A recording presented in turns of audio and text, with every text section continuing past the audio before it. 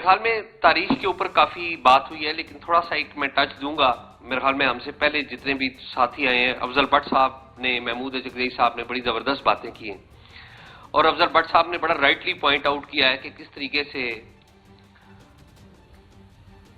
وقتاً فوقتاً جب ہماری سیاسی جماعتوں کو اقتدار ملتا ہے، ان کے اسٹیبلشمنٹ کی اپروول ہو جاتی ہے ادھر، تو وہ بھول جاتے ہیں کہ وہ رائٹس کی جنگ کسی ٹائم پہ اسی طرح کے حالوں میں وہ لڑتے رہے.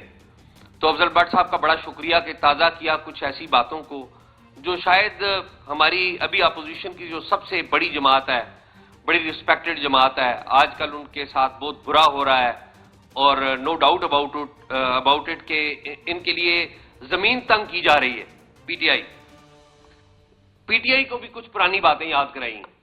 یہ بڑی، میں افضل بٹ صاحب آپ کا بڑا مشکور ہوں، لیکن مجھے ایک بات جو as a student of journalism ابھی سمجھ نہیں آ رہی، اور میں اپنے پی ٹی آئی کے بھائیوں سے ریکویسٹ کروں گا کہ یہ کلیئرٹی ہونی چاہیے آپ کی طرف. کیوں آپ کا ذکر اس لیے کہ اس وقت پاپولیرٹی اگر پنجاب میں دیکھی جائے تو آپ کی پاپولیرٹی ہم دیکھتے ہیں کہ عروج پہ ہے. باقی کے پی میں آپ کی اپنی حکومت ہے، سندھ میں بھی صورتحال ہم دیکھتے ہیں کہ باقی لوگ مرکز سے، بالخصوص اسٹیبلشمنٹ سے، فوج اور اس کی ایجنسیوں سے خوش نہیں ہیں.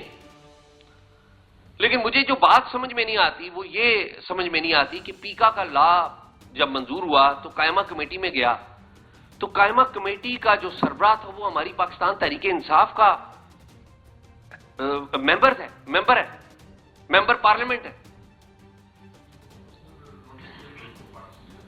ٹھیک ہے، تو یہ دیکھیں نا کہ اگر، بہت شکریہ آپ کا آصف کیسے تھا کہ پارٹی کے اندر اگر اس بات کا بسد احترام ڈسپلن نہیں ہے کہ انہیں پتہ نہیں ہے کہ ان کے کون کون سے ساتھی کہاں کہاں پر کھڑے ہیں، پھر ہم کہتے ہیں کہ ہم نے سویلین بالادستی کرنی ہے اور خط لکھ لے ہیں ہم آرمی چیف کو.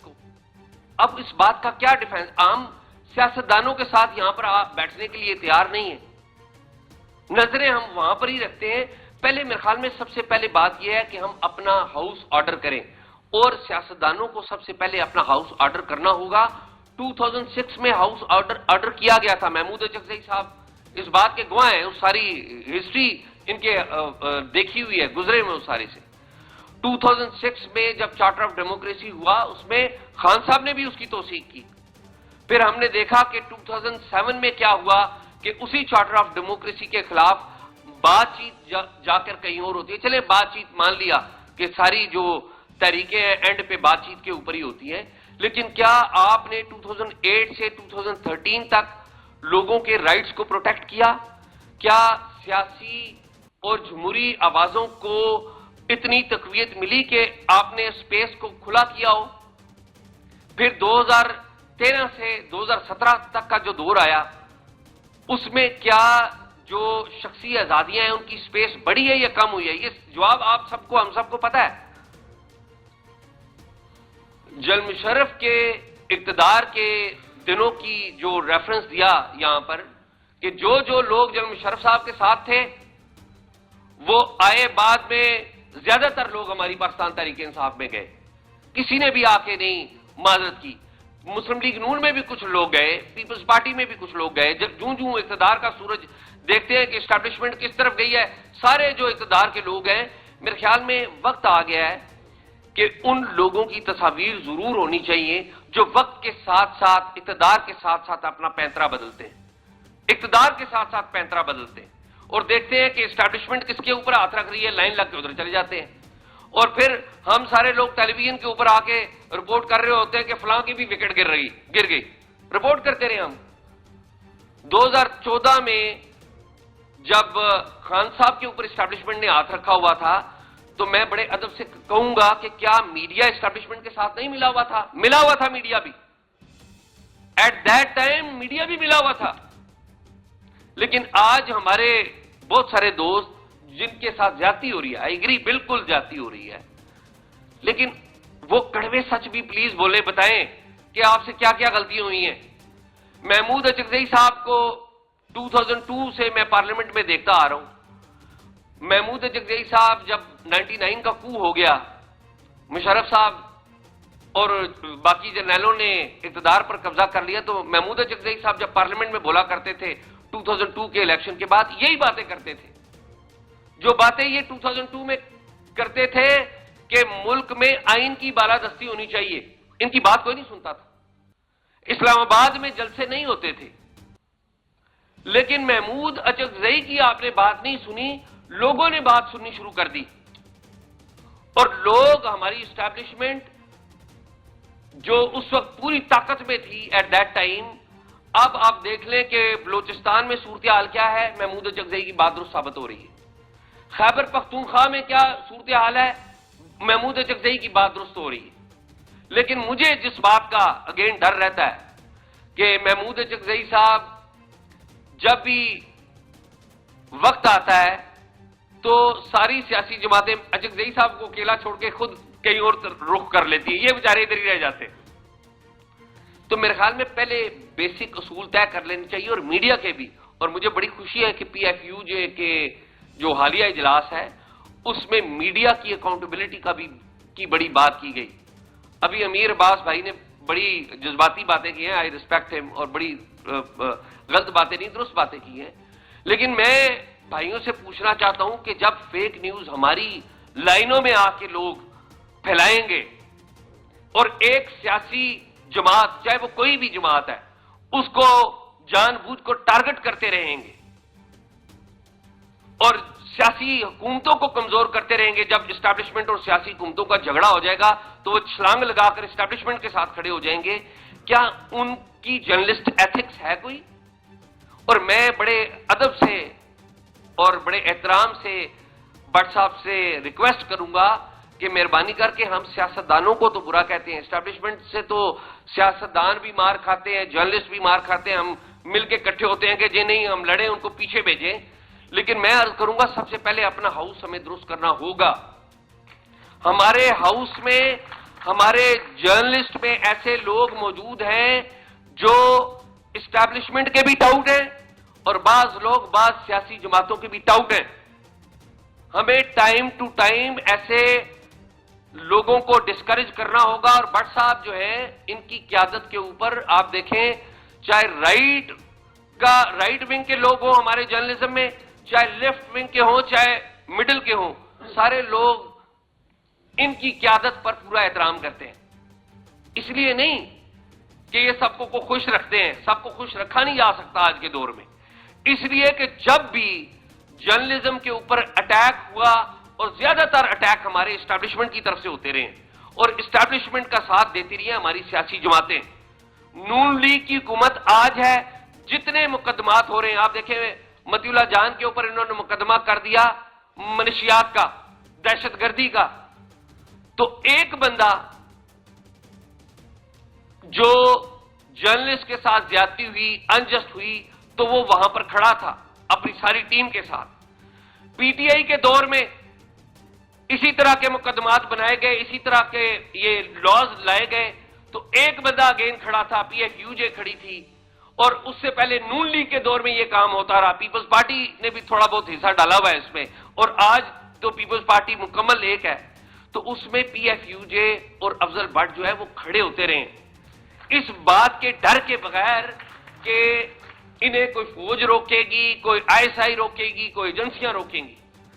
سب سے پہلے ہمیں اپنا ہاؤس ٹھیک کرنا ہوگا، اور بٹ صاحب میں آپ سے درخواست کروں گا کہ ہاؤس ٹھیک کرنے کے لیے ان کالی بھیڑوں کو ضرور ڈسکریج کریں جو یہاں پر آ کے اپوزیشن کے جگہ پر رائٹس کی آواز بھی اٹھاتی ہیں، اور پسے چلمن ہمارے صفوں میں سے نکل کر کہیں اور جا کے بھی ملاقاتیں کرتی ہیں، ادھر سے بھی لائن لیتی ہیں، اور ٹیلی ویژن کی سکرین کے اوپر آ کر جمہوریت کو بھی متون کرتی ہیں اور اس آئین کو بھی متون کرتی ہیں۔ اور میں آخری بات کروں گا، بڑی جذباتی باتیں ہو سکتی ہیں، وہ میں جذباتی باتیں کرنا نہیں چاہتا۔ فیوچر جانا کدھر ہے، وہ اچکزئی صاحب نے بڑی درست بات کی ہے کہ آئین کی بالادستی، درست، بالکل درست بات، لیکن کیسے جانا ہے اس کا ہوم ورک بڑا ضروری ہے، اور ہوم ورک کے لیے میں بڑے ادب سے یہ کہوں گا، ممکن ہے آپ میں سے کچھ لوگوں کو میری بات بری لگے، آئین کی بالادستی کے لیے، اس ملک کے استحکام کے لیے، اس جگہ پر محمود اچکزئی صاحب، میں کہوں گا کہ پورے ملک کے سب سے بڑے اگر پولیٹیشین ہے تو اچکزئی صاحب ہیں. اس پہ میرے خیال میں حال میں موجود کسی کو اعتراض تو نہیں ہے، کسی جگہ بھی کسی کو. آپ یہ جو ہمارے زرداری صاحب ہیں ان سے بھی پوچھیں تو پرائیویٹ میں وہ کہتے ہیں کہ محمود اچکزئی ٹھیک کہتا ہے. یہ ہمارے نواز شریف صاحب ہیں، آج تک تو کسی سے ملتے ہی نہیں، وہ جو ہے صورتحال اپنی باتوں کی نفی کرتے رہے، اب ملتے نہیں، لیکن پرائیویٹ میں وہ بھی کہتے ہیں محمود اچکزئی ٹھیک کہتا ہے. تو میں محمود اچکزئی صاحب سے اور آپ سب سے درخواست ضرور کروں گا کہ اس آواز کو مؤثر بنانے کے لیے مارنگ بلوچ کو بھی یہاں پر دعوت دیں. بلوچستان میں مارنگ بلوچ بھی ایک لڑائی لڑ رہی ہے، اس کو یہاں پر بلائیں، دعوت دیں. اچکزئی صاحب آپ کا قد بہت بڑا ہے، نیشنل لیول کا بڑا قد ہے. یہ جو نوجوان ہیں ان کے یہاں آنے سے آپ کا قد اور بڑا ہوگا. منظور پشتین کو بھی یہاں پر دعوت دیں، منظور پشتین کو بھی یہاں پر بلائیں. آپ کا ہاتھ مضبوط کریں گے سارے لوگ، ساری جمہوری قوتیں، تو سمت آپ جدھر لے کر چلیں گے تو لوگ آنکھیں بند کر کے چلیں گے. تو بہت اچھی بات ہے، بہت اچھی بات ہے. تو میرے خیال میں ہم سب کو اپنا احتساب سب سے پہلے ضرور کرنا ہوگا. اور میں نیکسٹ ٹائم یہ ضرور کہوں گا کہ جب ہم آ کے میڈیا کے لوگ آ کے بات کرتے ہیں سیاستدانوں کے اوپر، اسٹیبلشمنٹ کے اوپر، ضرور کرنی چاہیے، لیکن ہمیں اپنے جو گندے انڈے ہیں ان کو بھی بتانا ہوگا، ان کی بھی تصویریں لگانی ہوگی. یہاں پر سیاستدانوں کی تو بات کر رہے ہیں، ان کی بھی تصویریں لگانی ہوں گی. اور جو اسٹیبلشمنٹ کے جو گندے انڈے ہیں جنہوں نے ڈکٹیٹرشپ نافذ کیا ہے یا اس کے سہولت کار بنے ہیں، میں جلال صاحب سے کہوں گا کہ جلال صاحب آپ بھی ہمت کریں.